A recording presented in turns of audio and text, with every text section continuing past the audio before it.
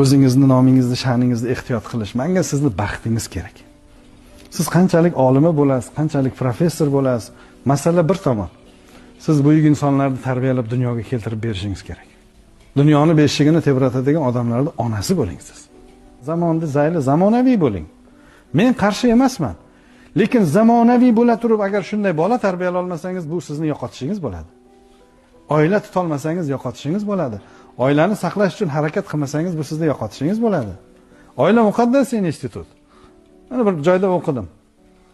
Oilani qadrlamagan, bo'ladi degan ayollar degan 60 dan keyin o'ynaydigan mushklari bo'ladi faqat. Tushuntira oldimmi? Lekin bizning millat qanday ajoyib millat.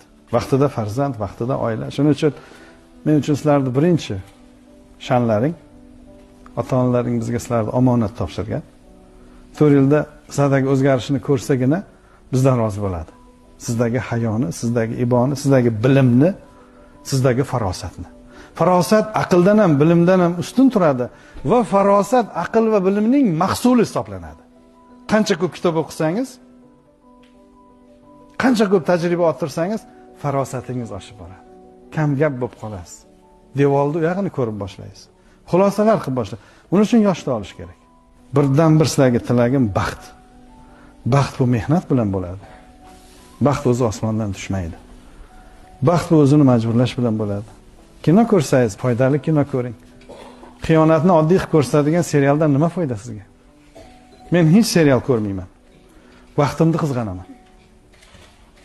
Bitta film bo'lsa, uni ham ko'raman. Oskar olganmi, yo'qmi?